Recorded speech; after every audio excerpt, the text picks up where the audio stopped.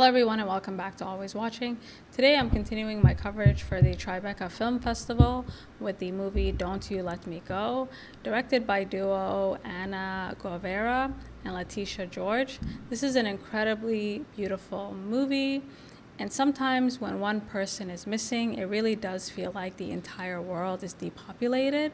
And that's exactly what our main character Adele is going through when her best friend Elena unexpectedly passes away. Death is always a surprise, regardless of whether or not you are expecting it, whether or not the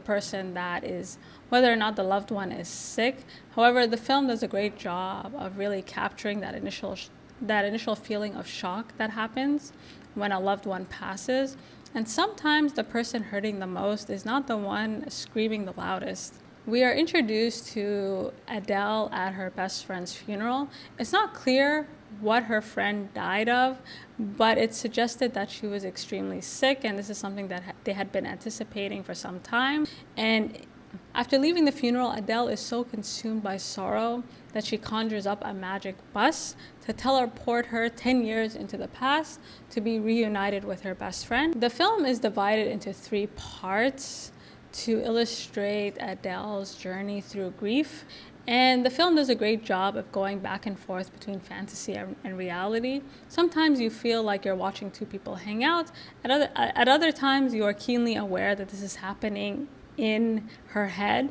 When Adele is transported 10 years back, she's almost in shock. She doesn't know how to behave around her friend. And what makes this movie so emotional and very effective is how simple their interactions are. There are no dramatic moments. There's nothing like over the top. Instead, you're just watching 2 people hang out.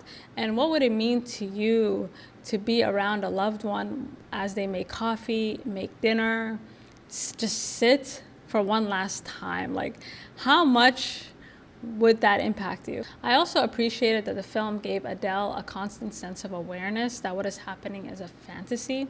And this creates kind of a subtle sense of urgency because she knows that this will not last forever. She's trying to enjoy the moment with her friend, and at the same time, she's also trying to mourn her, grieve her loss. I also thought the setting was very effective. It's very simple, it's very beautiful, and it mirrored Elena and Adele's time together very well. It's interesting what you miss when you're not looking. Suddenly the places you used to hang out, the rooms you used to share, gain a whole new type of significance. I thought what the movie did very effectively is show that a memory can be a place that we actively return to, not just to grieve those we love, but to honor their memory, to keep their impact in our lives alive and well.